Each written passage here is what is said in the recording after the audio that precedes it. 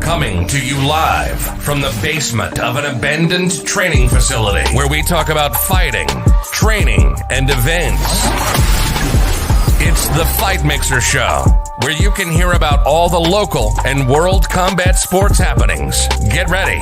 It's time to gear up and square up because we're going live on the Fight Mixer Show. Perfect.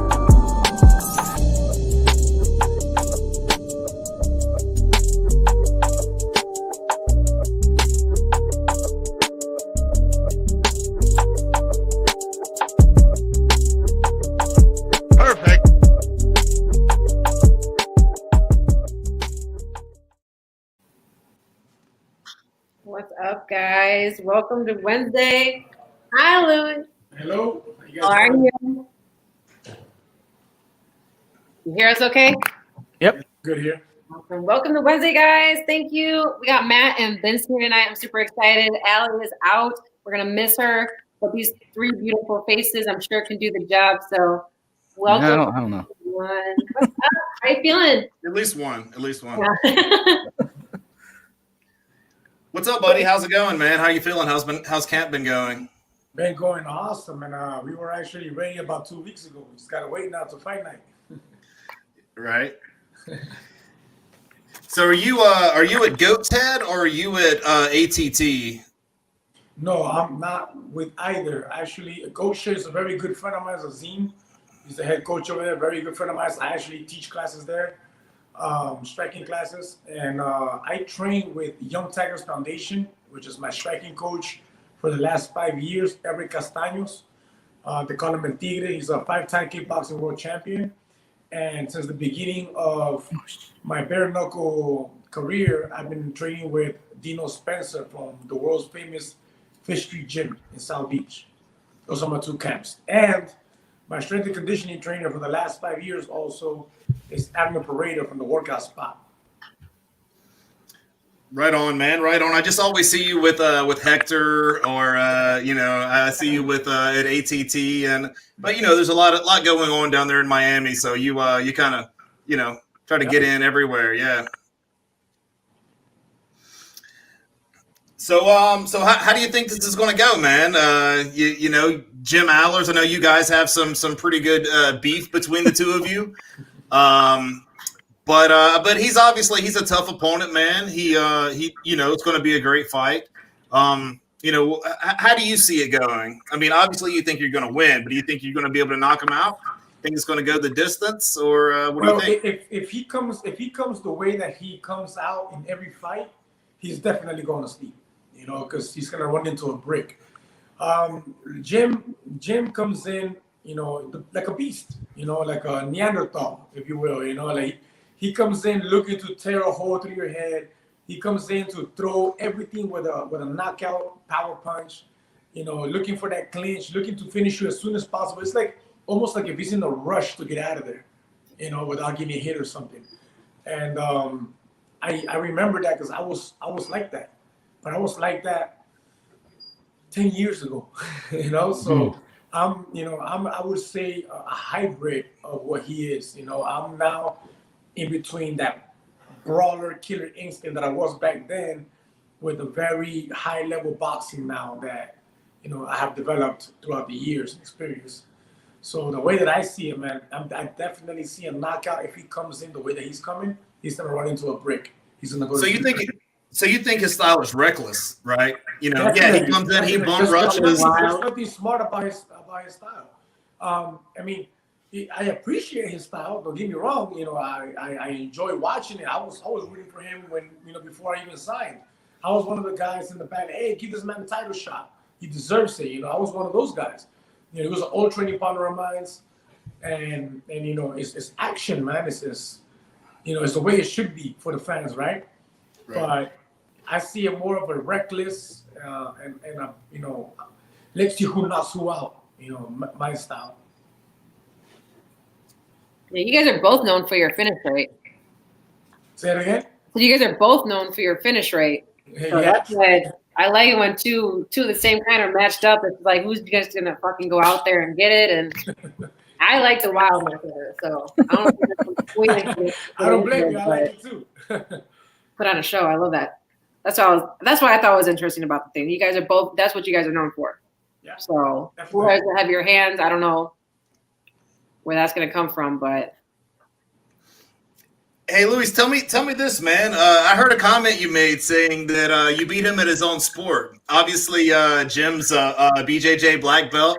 He's been known as a grappler. Let's hear the story, man. Did you tap him in the gym, or what happened here? Look, I never said anything until he started spitting all that crap that he started talking about, you know? I always kept it professional and quiet, respectful, because we had a friendship. You know, things changed. He got a little salty about the fact that I stepped up to get a title shot when he didn't.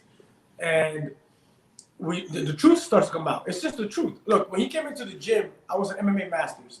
I was the first fighter out of MMA Masters, okay? I bought 4 titles to MMA Masters.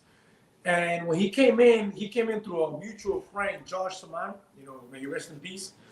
And he came in, and it was like I can close my eyes and land a punch in Jim's face. You know, like, I'm not even exaggerating. I'm not making nothing up. Like I get the best of him every single time. He's never gotten the best of me in striking ever. And of course, it's MMA, right? So there was some grappling. Uh-oh. Lost audio. I mean, fucking. Uh-oh. Can we hear you now? 1 2 1 2. Yeah, gotcha, man. Yeah, so it was an MMA match. You know, there's some grappling, there's some striking. That's where we lost you. Yeah, so you know, it's an MMA gym. You're gonna box, you're gonna kickbox, you're gonna do wrestling, you're gonna do jiu-jitsu. And yeah, I've talked him out before. You know, I don't remember him tapping me out, you know, so I mentioned it. Yeah, normally those types of things stay in the gym, but whenever you call somebody's car, you pull somebody's card, hey, it's, you know, all bets are off, right? This dude started bringing out my record and like, oh, he lost this many times. Man, who has he fought in the level that I fought in? Who has he fought? I'm the biggest fight he's ever had. He's never fought anybody in MMA. Well, MMA maybe when he was in UFC, maybe he faced a name or two, but look at his record. He hasn't fought anybody big. Like, what are the big names you remember in his record, MMA record? I remember he fought Jason Knight. That's what I remember. Yeah. Who else? I'll wait. I mean, I don't know the man. I don't know the man's record that well. If you compare it to me, I fought Justin Gaethje, George Masvidal. I fought, man, you name it. I fought like 6, 7 people that went straight to UFC after I beat them, after I knocked them out. You know, like I fought huge names, man. Like you can't compare the roster. That's what I was wondering.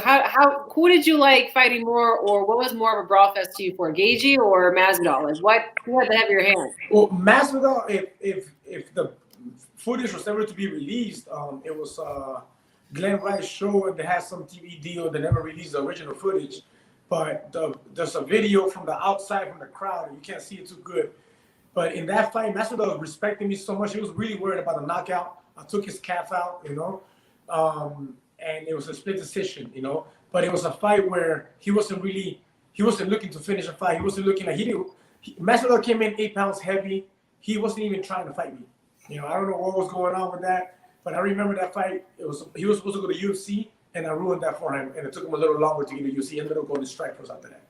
And Gaethje was the fight. Gaethje was a guy that I underestimated in the first fight. Yet, even though I underestimated him, we ended up breaking the NBC ratings records.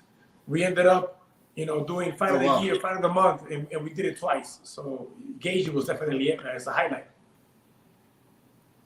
Hell yeah, man. What do you think about him fighting Khabib tonight? I didn't like how he looked. I actually put money on Gaethje. Like, it was tough. It was a little different. I was talking about that. Well, you know, they say the rule about you don't ever bet against the undefeated guy, right? But you know, I'm not much of a person to bet on anything. I don't bet much. But you know, I was rooting for Gaethje, of course, and I thought that he had everything to beat Khabib. I just think that Khabib did to him what he does to people. Khabib walked them backwards, and that was like that medicine that you need against Gaethje. Gaethje walks forward. He'll eat everything you throw at him. He goes forward, but he was so worried about that takedown. And I think it comes down to his jiu-jitsu because Gage's wrestling is good. It's better than what he displayed, even though, Khabib will make you look like that, And his striking was just, I guess he was so worried about the pressure, the takedown, that his striking was very sloppy, man. Yeah. He was so much better with Ferguson. Yeah. Yeah, He was really unpredictable, which I like, but that one, it felt like it was going it felt like he actually went wild. Yeah. Like he wasn't composed a little bit. Yeah, he couldn't find his footing. He was running back. Like, I understand. You can't let Khabib get a hold of you. I understand that. I think a lot of people were looking for that upset, but it didn't happen. Yeah. Well, my thoughts on that. I like the performance in his end. I think he could have done better. Yeah, I think he had a game plan to take out the legs early, so that so the Khabib couldn't. Yeah, he was. Yeah, if he would have got a couple more in there, yes. But once he got the takedown and wrapped those legs up, it was over, man. Oh yeah. That's like the ending move. He was like, okay, bye. I'm surprised Herzog let it go that long, man. That was it was take a bathroom break now.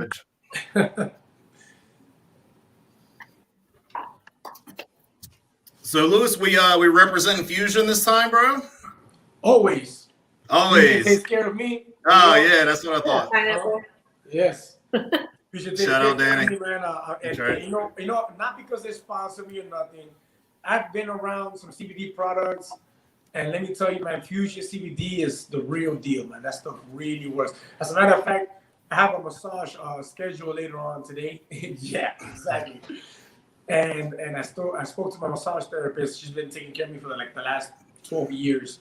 And I told her after everything is done, there's a certain areas that I need work on that I want her to use a CBD pomade on it because it's my favorite and it really works. That rubs the truth, man. That rubs the truth. That works, man. That's the real deal. Yep. Can I ask you real quick, where did you get the name Baboon from? Is you got heavy ass hands? Or you got the Baboon, look, see that tat right there? Yeah. So this tattoo was the logo of a capoeira group. It was about 28 years back. Okay, my ex capoeira mestre, or mestre is like a sensei, right? Yeah. He was breaking off from my latest capoeira mestre and building his own team, and he named it Abolition. And the logo was the baboon, and I was the very first student, and I was I was the best there, and I would fight a lot. In capoeira, there's no gloves and shin guards. Like capoeira gets really brutal. People die in Brazil from capoeira. Like there's you're heel to your temple, you're dead. And in Miami, the situation with police and problems. But I would fight a lot, and I represented the team very well, and I was named after the logo. So I just rhymed with it. That's cool, though. That's all. I'm always curious about that crap. I like that tattoo, though. Yeah, fuck yeah, man. So you had mentioned, obviously everybody knows about the face-off at the press conference, the Paige Van Zandt press conference, right? And then we just had this little video release of you and Jim kind of face-to-face, BKFC did, and you said, you came from the streets and where I'm from, you put your head up to me and tell me, let's do it right now. I'm throwing down, right? It was a warning shot, though. Let's get it right. It was a clear warning shot. It was a warning shot. Look, in the hood, in the streets, you think that you're about to fight one-on-one with somebody and you're getting hit by all different angles, okay? So you grew up and you figure things out, right? Now when somebody gets in your face, you start off with a headbutt, take that one out, and now you handle the rest. Now, we know that we're not in the hood. We know that we're in a professional stance. But you are saying things like, we can do it right now. We have the lights on like pay-per-view. Meet me in the middle. When you say things like that and walk to a man's face and put your forehead on my forehead, you're asking for it, man. So it was a love tap. I could have aimed at the nose and break the nose. I didn't break his nose. I even, if there was a camera pointing at my feet, I went on my tippy toes to make sure that I hit his forehead. It was a love tap. I wasn't trying to hurt him. I was just like, hey, get away from my face. That's all. Primal instincts, man. It's hard to control that sometimes, right? Yeah, warning shot. Yeah, right. So was BKFC 10, was that where it all started off then, or I thought it was just at the conference because I didn't realize there was that much heat. No, Jim wasn't at 10. Jim wasn't at 10. Oh, okay. I thought you said that's where they faced off the first time. No. It was in the conference that we did. Oh, okay. No, Yeah. they've been at each other. They were introducing Paige Van Zandt. Yeah, because I missed the conference. The BKFC didn't let me know to come down there because I certainly would have. Well, it kind of started at BKFC 10, right? Because Jim had to pull out because his manager had COVID. And so Isaac Valley Flag jumped in. And that's, and then that's kind of where it all started. It was like Jim said, he doesn't deserve the title fight.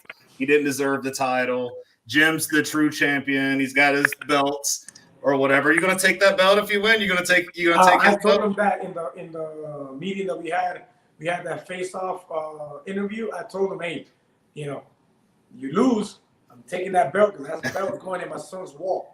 I like it. Oh yeah. Fuck yeah, man. I like it. It's a first-class belt. It belongs in my son's wall.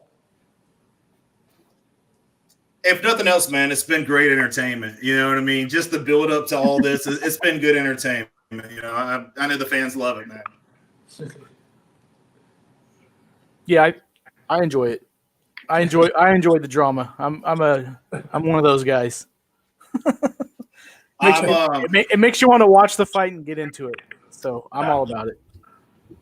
And it's true, the whole story is true. I mean, he just, he felt that type of way. I think he would have looked better staying quiet because it's not like I was gonna keep the next title shot from him.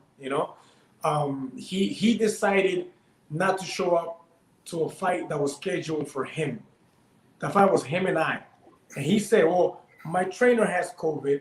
And I told him, okay, well, do you have COVID? He said, well, I'm going to find out in 4 days. Okay, but if you don't have, are you going to fight or not? And he said, oh, no, we spoke and we said we're going to just sit this one out. So if you're going to sit it out, just shut the fuck up, man. Just be quiet. Sit down. Let me beat this dude. Let me get this belt. And then we meet next. Nobody's skipping you. Stay quiet. You look better. Wait your turn. Yeah. You're the one that's passing. It's not like nobody's taking it from you. Yeah, right on, man. I was there whenever you won the belt. I was working the Fusion booth over there. You came take pictures with my daughter. I mean, she loved that, man. I mean, she tells everybody that story. It was it was a great experience for her. I appreciate that. But obviously, Jim's a close friend of mine. My daughter's going to be rooting for you. I'm probably going to be rooting for Jim. I mean, I just want a good fight, bro. Good, man. As long as you put no money on it. That's right. I don't know, man. We're going to see what the line looks like. We're going to see what the betting line looks like. All right. What do you think you come in? You think you're going to come in the dog, or you think you come in the favorite? Oh, man, I have no idea. I mean, I hadn't even thought about that, actually. Jim does have 4 fights, 3 knockouts. He's got some real nice highlights in there. He definitely deserves and has been deserving of a title shot. So, I have no idea. I'm not a betting man, so I'm not sure. Yeah, I just thought about that as I was saying it, bro. Like, I haven't even thought about that yet. I am curious to find out though how people look at it. I don't know how they do it, but the Vegas people are pretty good at that shit, man. I don't know how they do it, but it's going to be a tie. It's going to be a pick 'em, I believe. I mean, it's pretty close. I mean, obviously you believe in yourself, you're confident in yourself, but on paper, fighting style, it's going to be a close fight, man. I believe it's going to be a test, man. You can't overlook Jim. You can't overlook him. He has tendencies. He comes in hard and fast. No, let me tell you something, man. When we were training in the gym, I'll tell you this much, right? When we were training together, I could beat the crap out of Jim, and he'll stay walking forward. He ain't never back down. He can take a hit. He's tough. He's durable. But, in all honesty, that's where he lands. He has no type of head movement. He has no type of real skill, no footwork. He's like stuck in the mud. He's got one gear going forward, and it's like a horse in a race, just like this going forward. So that's where he slacks at. But is he tough and durable? Yes. Is he gonna come forward without fear? Yes. That's what I want. That's what I welcome. I'm gonna pick him apart. Got to have a good dance partner. Are you expecting to go the distance though? I know you guys were talking about that earlier, but I'm wondering because usually when you see people when they have both high finish rates, you see them really freaking hesitant to actually do what they do best. And I think that kind of ruins some of their fights sometimes too, because then they're not taking the shots that everyone expects them or is waiting for them to take, or the fluidity of the fight. I think it sometimes takes away from it. So are you going to go in there like as you feel comfortable, or are you actually preparing more for him, or are you going to do more for like you're just going to do your shit? You're going to go in there. You're going to do what you do best. And you're going to go to the adversity like right there versus like worrying about his style coming at you. So I fire off out of what you give me, and not necessarily as a counter fighter because I'm not. I create my own counters. Like I don't wait for you to throw something for me to counter. I create my own counters with my movement, with my jabs. So I'm definitely gonna go out there and feed off what he gives me. So it depends on the fighter that he brings in, is how I'm gonna respond to him. Yeah. I'm looking for I think that's what a lot of people want too out of this one. That's what they're looking for you guys just go slugging and brawling with each other. Yeah, I mean the whole brawling thing, that's all chance. If you go over there and just brawling, then it's whoever lands first. And bare knuckle doesn't really matter. At the end of the day, it's gonna be whoever lands first. At the most, at the end of the day, But I'm definitely a thinking man. How to evolve from that. You with such a high finish rate too, I always wonder like with people like it's cool one way to say that you have a high finish rate, but do you enjoy that or do you actually like shit? I wish you stayed awake a little bit longer so I could have some more fun like through the rest of the fight. Like do you ever get like I actually really you just want to play around with them like the rest of the matches or I just played that in the Brito fight in my debut. I didn't want to get out of there fast. I was enjoying. Did you train for it? Yeah, I was there like, I want to keep going. I want to keep doing this, and get it out and, see what it's about, without gloves again, big stage. Because, the last time I fought without gloves was in the street. So to do it in a big stage and, and to use some real skill into it and, look for that knockout, look for that, look for those angles. I enjoy the fight. I enjoy the challenge. So, I want to be in there. I'm not in a rush to get out of there. Yeah, that first round, like they're not even ready to be done yet. They're not even gonna wake up to the round two, and they're starting to get their fucking groove on, and then he goes to sleep. Like, oh shit! Like everyone's right there with you. Like, dude, Luis, you got heavy ass hands. Like, slow it down for a second. Let's watch something. Well, definitely, Jim is a dangerous man. I'm not playing against him. If I can finish him soon, I will finish him soon. I'm excited. I'm excited So, about this. will we see the 360 punch again, bro? Hey, there's actually different variables to it, man. So it's not gonna be just a hook. Yeah. Hey, so be real with us for a second, bro. Were you going back to MMA and tried to go like spinning back fist and realize you can't do that and just turn it into a 360? No. Hey, I've been doing that 360 into a hook for like more than 10 years. I never liked the spinning back fist ever. It wasn't my thing. I never liked it. So instead of doing that, I would switch to southpaw with the hook, bam, at the same time, and I would land it all the time. Except for an MMA in real fights, most of the time when facing wrestlers or grapplers or people said, take the boom down. They wouldn't want to. They're changing levels. Yeah, so they're changing levels. Under and take me down. Now there's no more takedown, so I can utilize it more now. Less mistakes. Less anything. A lot of fighters say they enjoy that aspect, Luis. Like they enjoy the fact that they can just go back to the schoolyard and just throw hands. They don't have to worry about wrestlers. They don't have to worry about the takedown. It's just brawling. I mean, that's why people like this sport. Oh yes. I enjoy it. I enjoy it myself. Yep. It's the fun part. Yeah, just standing and banging, right? The training and banging. That was my fun part. Yeah. How'd you get started with all of it though? Like, what was like the first thing that actually either pushed you to training, or were you just doing that on the streets and you just had to fix it? The actual spinning hook? No, just fighting in general. MMA? Oh, yeah. Okay. I started in California at the age of 10. When I first came from Peru, I landed in Cali, and my father took my older brother Pedro to a boxing gym. My brother was 14 at the time. I was 10, and I was, hey, can I go? And I was really skinny and scrawny, and hey, can I go too? And my brother ended up, not liking it. He was out a week later, and I kept boxing for 3 years. So I started boxing in California from 10 to 13. Then I came to Miami, and I couldn't find boxing gyms in Miami. When my mom moved over here, my father was in prison, and it was just her. And the only boxing gym near me was like 90 minutes away. I had to take I don't know how many buses. She wasn't having it. So I ended up being very angry, fighting in the street a whole lot until I found capoeira, Brazilian martial arts. And then I did capoeira for about 13 years. And then I seen some of my old capoeira partners doing jiu-jitsu and doing MMA. And I was like, oh, well, I used to beat up this guy, I can do this.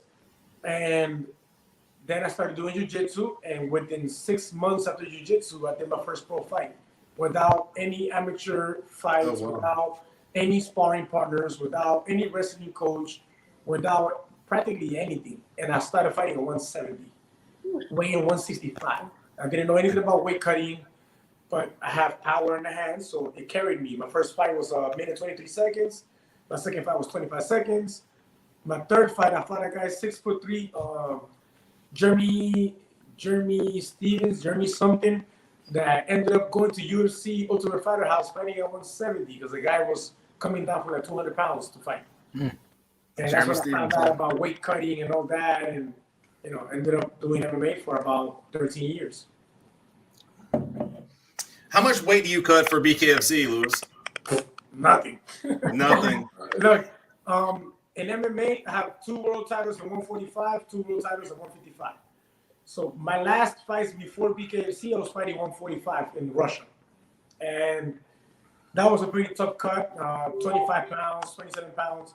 But I don't pass 172, 173. I don't get, like, if I'm eating, I got to do a barbecue, and I'll step on the scale just for shits and giggles, just to see my weight, and I'll probably hit 175 on a full stomach. Next day, I'll be 173 again. So when I'm in camp, my body fluctuates between 165, 66, and 170.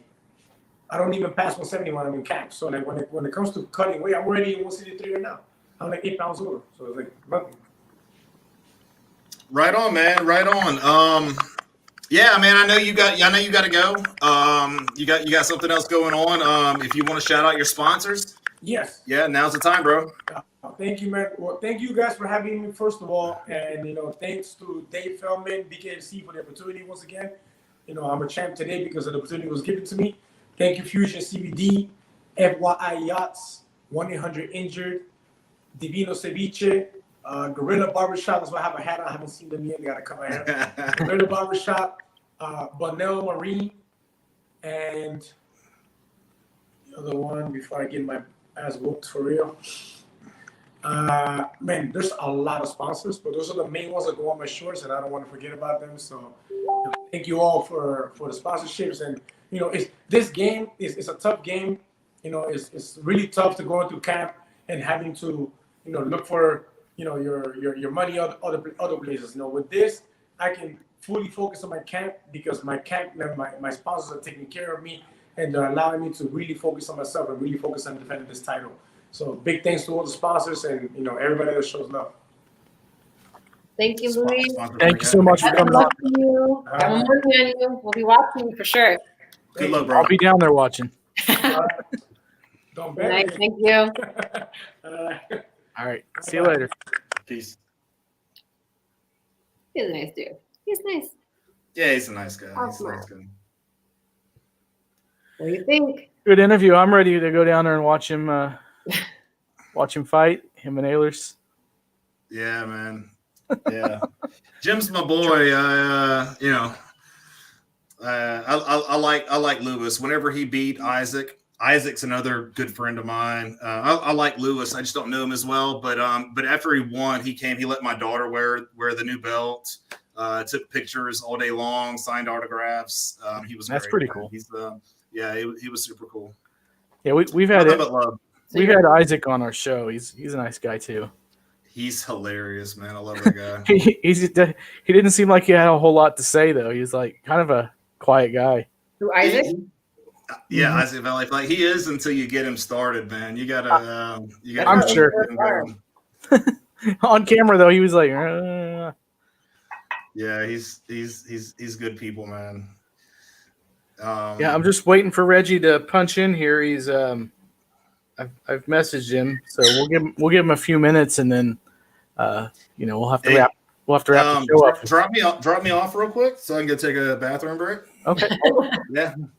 Announce it.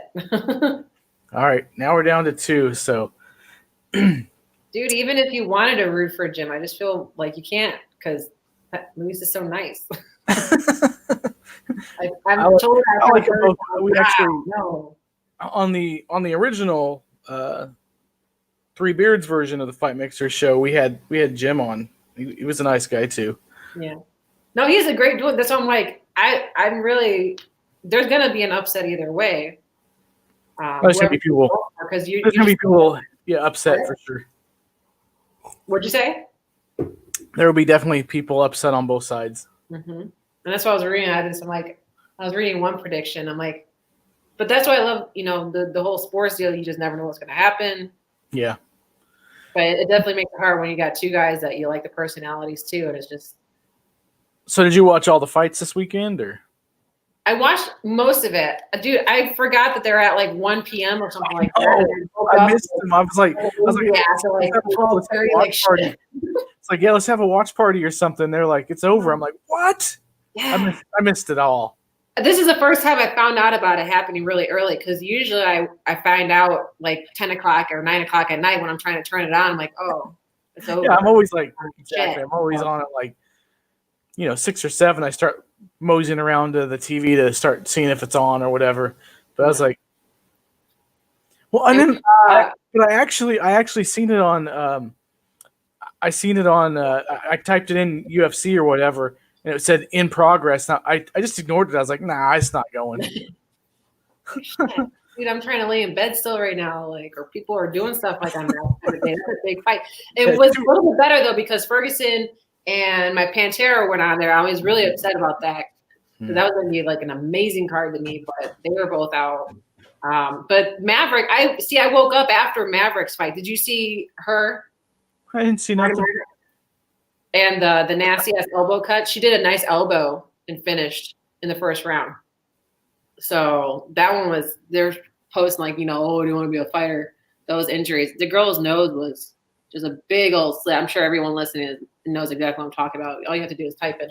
But it was Maverick's UFC debut, I believe. And she's from Missouri. I think she's on the KC side. I could be really wrong about that. But I think she has a really, really bright future. I watched her for a little bit before she got up there. So Miranda Maverick. You gotta look for her. Gotcha. I meet her in person. Yo. What's up, y'all? Sorry I'm late. No, you're all good. Get it together, Reggie. It's been a long fucking day. Y'all kiss my butt. Too far away. What's up, sir? How are you? I'm doing all right. How are you doing? I'm good. Waiting for your 13th? presence. We're excited to talk to you. Word. I appreciate y'all having me on. So how'd you get the name Easy E? All right, so let's correct it like everybody else. Educated hands. Yeah. No, it's not educated hands. The original ring name is just Easy.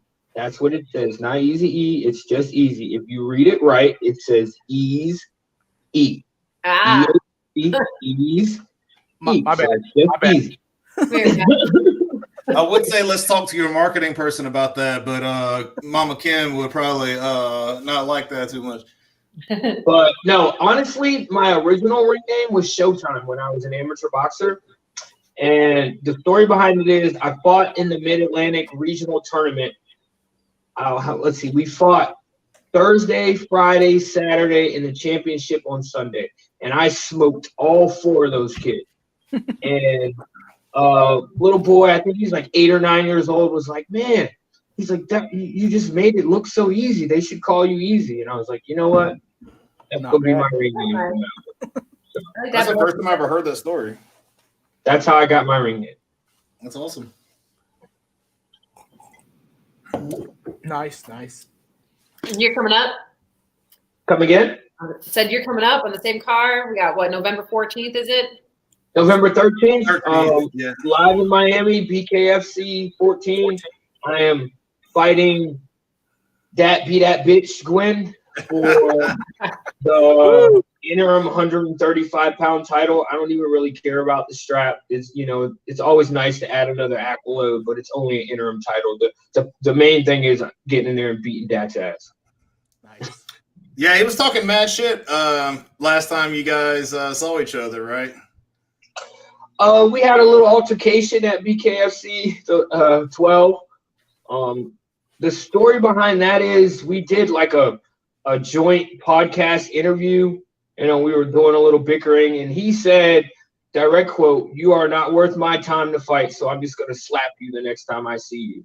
Well, during my fight against Abdel Velasquez, right after the first round, he jumped up and started heckling me, which is completely disrespectful.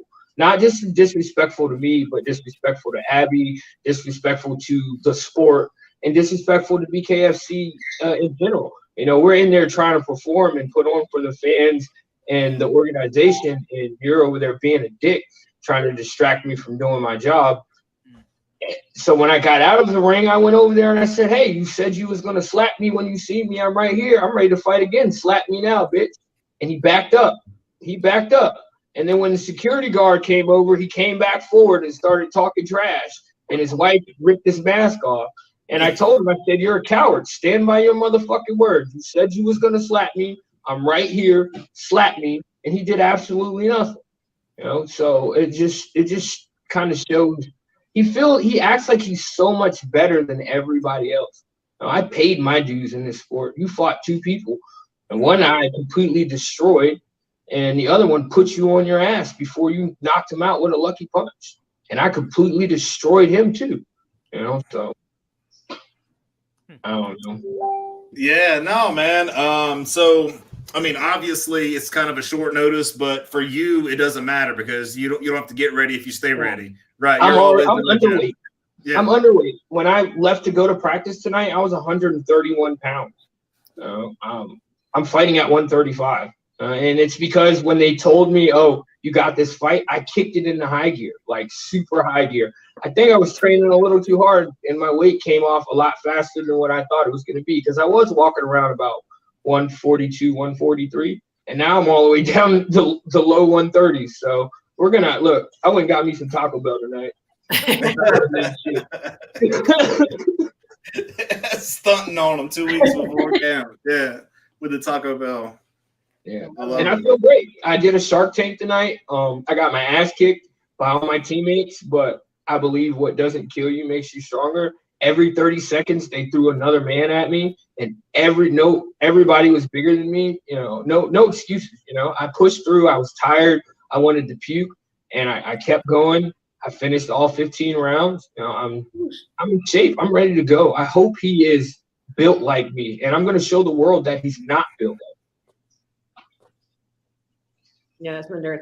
Do you get ready with a heavy? Is this more of a heavy camp than you have done previously because of what's coming at you for this next BKFC? Or are you sticking to what your routine is that you're successful at? I mean, we added a little bit of extra stuff because it is late notice, so we're trying to cram a few things that we would normally do in a 6 to 8 week camp in a 3-week camp. But I was already in shape. I stay in shape. And it's just, that's how I live. For me, I live a fighter's lifestyle. I don't ever try to go more than 10 pounds over my fight weight. I box at 128, 130, so I try not to get over 140, 141 pounds. So if somebody calls and they're like, "Yo, we got a boxing match for you," I can take it. So, but of course, bare knuckle is always my first choice when it comes to competing. But I'm a combat sportsman. I do it all. So. Yeah. Right. Well, I know as soon as Bedford dropped out, I saw it on Instagram. Matt immediately said, "No, I want to fight. Someone else." He wasn't ready to fight you. No. How did you take that? No, because I already knew. I didn't take it as I already know he's scared of me. The things he said, the things he's done, how he's carried himself is everything that a man that is scared or intimidated or unsure of himself, that's what they do. He even went so far as to bring up my criminal history and, my past and stuff to try to belittle me and make me look at like less of a person. But the world knows I went from prison to pay-per-view. I changed my life. Yeah, I had a rough start. I did some things that I'm not proud of. I went through some things as a young adult, a teenager. But here we are. It's been 6 years since I've been in any legal trouble, been incarcerated, hadn't running, you know. So for you to go and do that just shows how intimidated you are by me. I give you props for that for sure too, because I love shit like that when you overcome a lot of adversity. Would you entertain him though again though after that now? What do you mean? Meaning like coming back at you? Oh, I'm ready now. Does he dropped out on you? Who, Dat? Johnny, you know, when I initially heard that Johnny was injured, that shit hurt my heart for real. Because even though we fought and we had our little, you know, battle and war words, you know, for the hype for our fight, I love and respect him.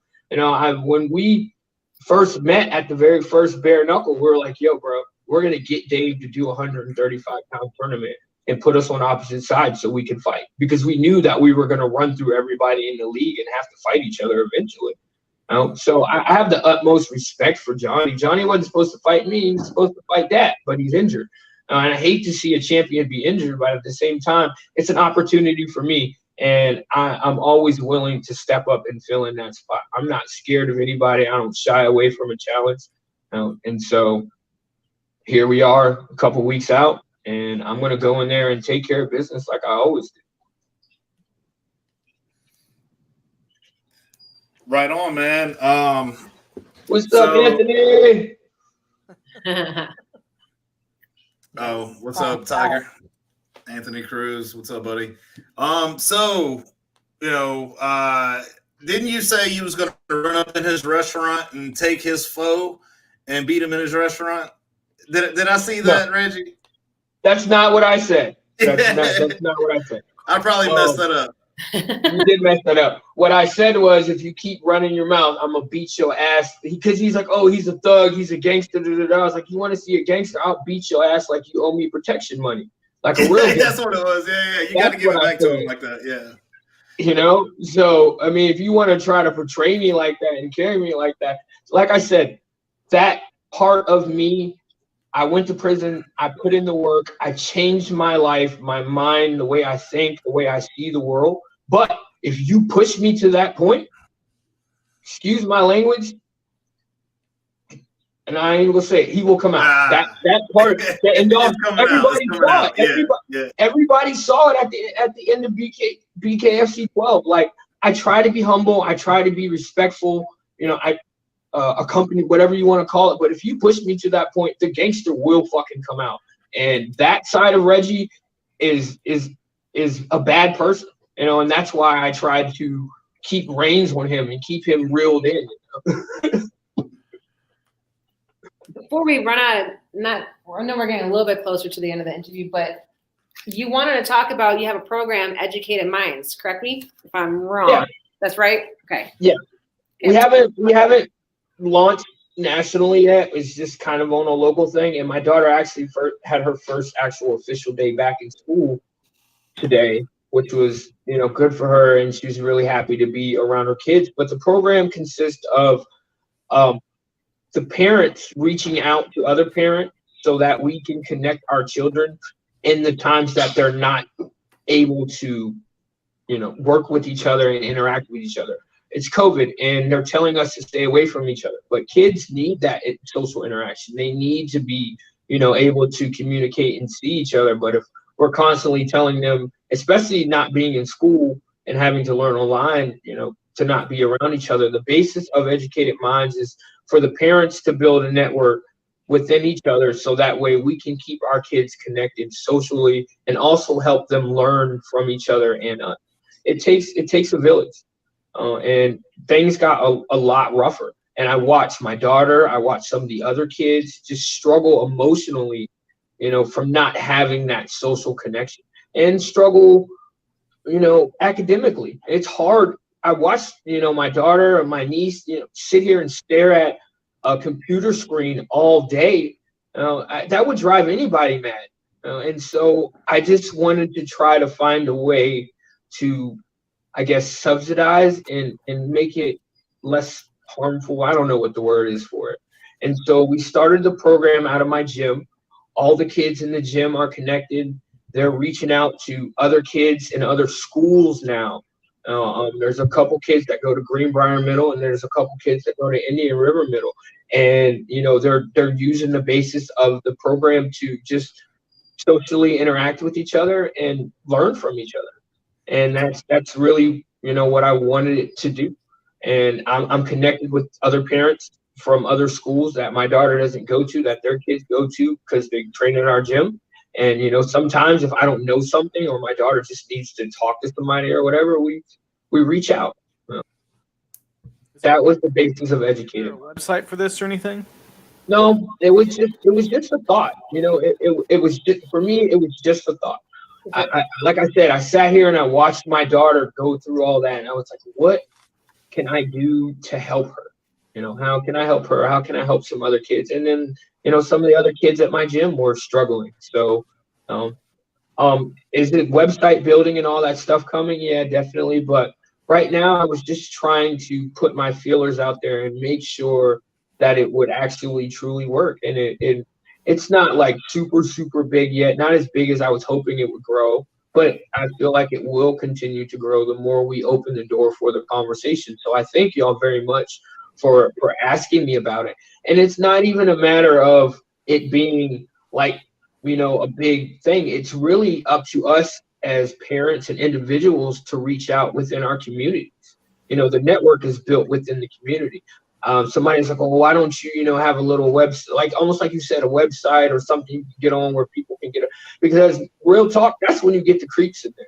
Yeah. It's hard to make, something safe. I was about to say, I'm like, you just interaction, this network just for little children, but then you know there's always going to be that something that's going to mess it up somehow. Exactly. So, right. So if we only have it localized to communities and it's just simply the parents in the communities communicating with the other parents that they know and communicating with the other children that they know, then it works. But if we have, you know, so-and-so here in Virginia that's on this online database, and then some asshole from somewhere else in the country who's not really has any good intentions can still get up there and manipulate it. That was my worry.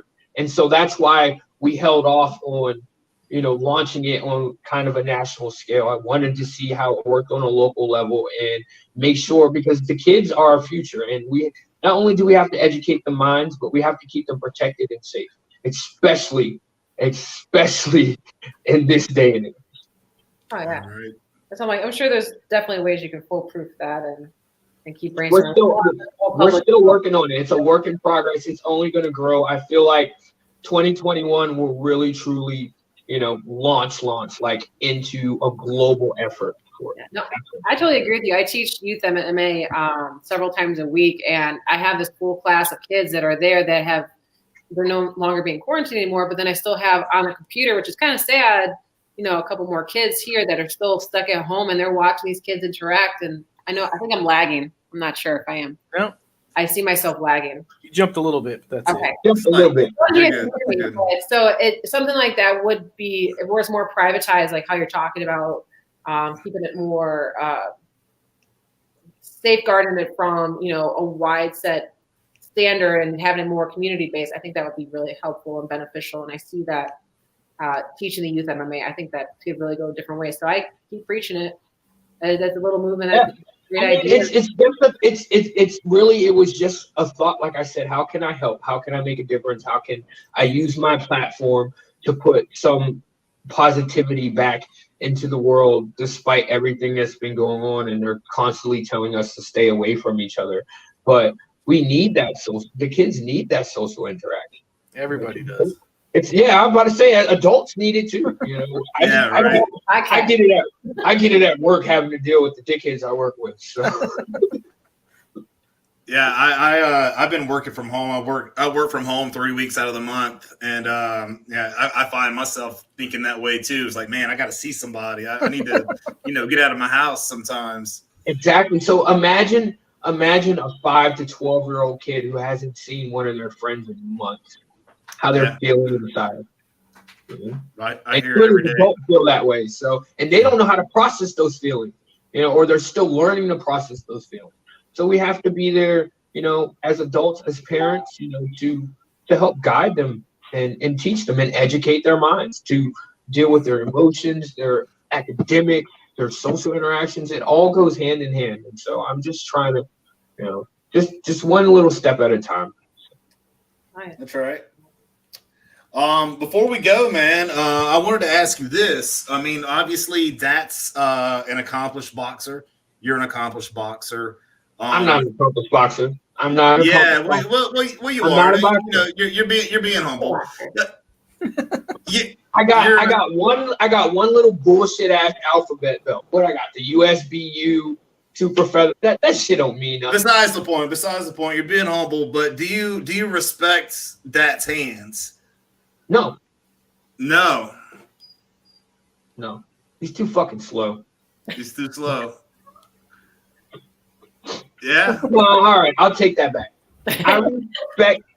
I respect Dat's accomplishments, in his boxing career, right? But you ran from boxing after you beat one notable guy because you didn't want to step up and fight the best, in boxing. So you felt like he was better than everybody else and he deserved a lot more than what he actually earned. And so you ran, right? And so you come over to my sport, you beat two people and then try to act like you're God's greatest gift to bare knuckle.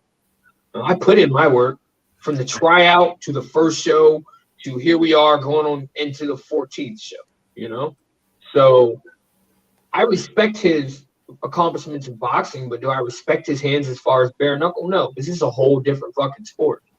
This is true. This is your sport, man. He's coming into your sport. I mean, there's not many people that have more experience than you. If you go back and look at some of the stuff that I was doing in my first couple of fights and then watch some of the other fighters, they got it from me. The innovation. And that's why I love this sport as it is now, because I can still innovate. I can still create, as long as I'm within the bounds of the rules. And we are still to this day creating and innovating and finding what works within bare knuckle. And the more I do that, the more and more it becomes my sport. It's not just boxing. Can I box? Very, very well. Can I bare knuckle fight? Fuck yes. There is a big difference between bare knuckle fighting and boxing. I agree with you that one. Oh, I wanted this to be on record so people know, whoever's watching, what like really everything that transpired. So I don't remember which BKFC it was, but we were all there, and I'm like, well, Dad, eventually you'll have to fight me. And he's like, oh no, only if they're gonna pay me. I shouldn't have to fight you. I should get to fight the champ next. And we went run around, all the fighters sitting at the table, and they're all like, oh, you got to fight Reggie. And it kind of turned into just real tension, And I was like, you know what, bro, you can duck me all you want. Even if you beat Johnny, you'll have to fight me eventually. And I said, you can fight Johnny and win the title, and I can beat your ass and take it from you, or I can beat your ass before you fight Johnny, and then I can go back and get my rematch. It's a win-win. It's a win-win for me. That's what I told him. And he went and said that he didn't need to fight me, and then he made a comment online, and this is where the beef really took off. He said that I only wanted to fight him because my wife needed the money, and she was pregnant at the time, right? If you would have said I only need to fight you because I need the money, it's a different story, right? But the second you throw my wife or anybody in my family in that comment, you turn it into a whole nother thing. And in all honesty, that comment, he was trying to call me a poor ass nigga. That's what he was trying to do in the politest way possible. That's what he was trying to do, right? And I don't care what anybody says. If you read between the lines of that comment, he's pretty much was saying you're poor. That's why you need to fight, because your wife needs the money, which is so much further from the truth. We own a gym. I'm a senior tech at my job. I got plenty of personal clients. It's not, and my life is good. I'm great. It's not about money. It was about principality, right? You say you're the best in this sport, then fight the best. Don't duck me, right? So once he said that comment, it turned it into something else. But I'm not gonna go in there out of anger or whatever. I'm gonna go in there and beat his ass the way I know how, the way I do everybody else. But that's where the beef took off from. Well, it's clearly personal. Yeah, it's clearly then he personal. made that comment. He was going to slap me after he had made that other comment, and then that's where it turned into just almost like this personal thing. But I'm not taking it as personal. I'm a fighter. I've been there. I went through that with Johnny. My mindset has grown. I've matured above that. I'm going to go in there and take care of business. But I want people to understand why I was so upset with him. Yeah. Had you just talked shit about me, about my fighting skill, that's fine. But don't bring my family, don't bring my pregnant wife into the conversation, trying to, skate around like you weren't, that wasn't your intention of trying to call me poor. I already knew that. We all know. So that's what really, really pissed me off.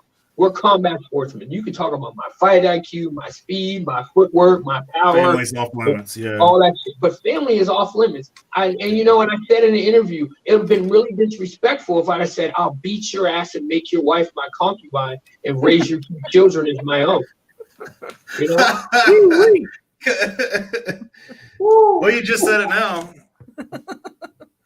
Yeah, man, that's not cool. It's simply talking about. That's figurative. I'm not saying that, right? But if I said some shit like that would be disrespectful. I agree with you.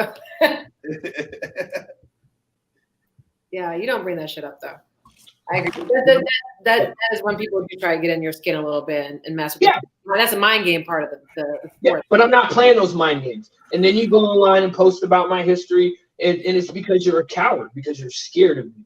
You need something to try to throw me off of my game so I don't come in there mentally fit and whoop your ass the way I am going to. But it's not going to work. It's not. I can read between the lines. I see what it is. I know what it is. It's all good. Yeah. You have that sound mind to go in there. We don't want to take up too much more of your time. I know you're getting ready for the fight and everything. So. Oh yeah, it's been a day. I put 10 tons of sand underneath the house, and then. Yeah, I did. I put 10 tons of sand underneath the house today at work, and then I went and did a 15-round Shark Tank with guys all bigger than me, and they whooped my ass. So, yeah, I'm a little exhausted. But I thank you guys so much for this, for extending me the invite, for having me on, giving me an opportunity to, clear the air so people understand, where the beef stems from, why we're at each other's necks like that, and then also an opportunity to speak about my program. And you guys can launch educated minds where y'all are at, and it doesn't even have to be called that. That's the great thing about it, is just build the network within the community to make sure that our kids are getting the nurturement they need emotionally, physically, and mentally. Well, we also want to give you the opportunity to shout out your sponsors and anybody else that has helped you along the way. Well, the first person I'm going to shout out is my momager. We call her Mom. Shout out Miss Kim. I like that. My mom, Kim, she has been putting in work. And not a lot of people know that my mom has end-stage COPD. I don't know if y'all know what end-stage COPD means, but end-stage. And I feel like her taking over the reins as my manager has given her a purpose and a drive to continue to fight her disease and keep living. She's fucking killing it, man. I'll say it. She's killing it. Yeah. And then, I got 15 sponsors, and I'm going to try not to forget any of them, all right? Wait, don't you got the list? What do y'all got the list? We're trying to. I don't have your new list, bro. No, sir, you're not putting me on the spot. It's all good. Let's do it.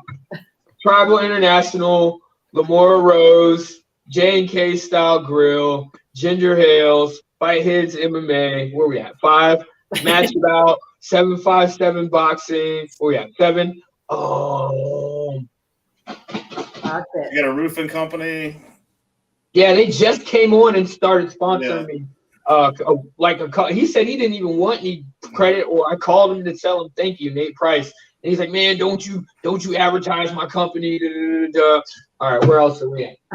There's a humble as a mumble. Oh yeah, Think Big, of course. Thank you. My daughter's in her room. She's shouting out sponsors. Yeah.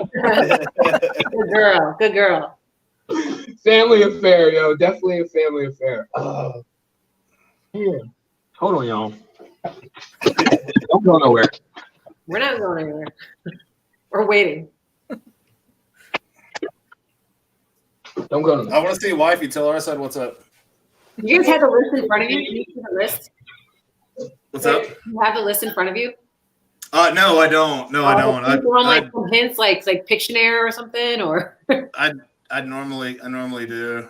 I can see if I can find it real quick. This is a cool game. Guess your sponsor. Yeah, don't forget our sponsor here on this show, which was Goat Combat Agency. Oh, right on. White Face Day. As always. My mom's gonna kick my ass. The sponsor gonna kick my ass. White Face today, as always. We got Jordan Driving School, Gordon Custom, James Steakhouse Grills, Key Customs, Cryo Spa VA, Atlantic Sotheby's International, Whiteheads MMA. Yeah, that was all of them that I have on this list. So if I missed any of y'all, I am so sorry. It's just a lot to keep up with. That's all right. You need to find a spot and put a banner in the background, bro. They took my banner and they hung it up at one of the gyms, and I'm getting a new one. I tell them that, like, I feel like some of this stuff is a waste of money. Like, I don't need a new banner every fight. I don't need new trunks. I don't need a new outfit. Just give me what I got, and let's just go bump, you know? Not fancy about it. Well, thanks for coming on, Reggie. And eventually we're going to do another Bare Knuckles and Bruise. Your mom's been hitting me up, and, hopefully we can do it again before you fight, bro. Just let me know. Thank you guys so much for giving me y'all's time and energy. I appreciate it. And also to Dave Feldman, Nate Shook, thank y'all for the call. Y'all knew who to call. Y'all already knew who to call. Y'all knew as soon as y'all called me, I was going to be like, I said yes. My camp said no. I convinced my camp to say yes, so we got to fight. So thank you guys for giving me that call and the opportunity. Make sure y'all all tune in November 13th. It's going down live in Miami, Florida. If you don't already have it, download that. I'm on it. I'm doing it. Download that BKTV app. Download that BKTV app. You can watch all my past fights. You can watch all the other fighters, plus a whole bunch of extra content. Absolutely wonderful. You can't beat $3.99 a month to watch a whole bunch of people punch. While you're downloading that app, download our app for Fight Mixer too. Word. I didn't even know I had it. I'm going to download the Fight Mixer app tonight. Oh, there it is right there. All right, be good, Reggie. We'll see you soon, buddy. Thank you guys so much. Y'all be blessed. Good night. Later. Good night. That's another nice view. Yeah. Yeah, I'm looking forward to going down there and hanging out. Yeah, he's an awesome guy, man. He's an awesome guy. Hey, I appreciate you guys having me on. Catch up with you, Vince.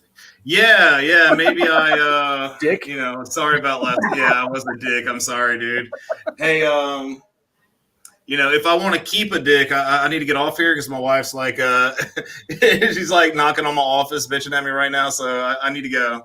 All right, man. Bye. All right, man. Thank y'all. I'll talk to you later. Thank you guys for coming on, and I really appreciate your help, Vince. Yeah. Yes, sir. Anytime. Let me know. All right. Thanks a lot. Have a good night, guys. Bye. Good night. See you. Perfect.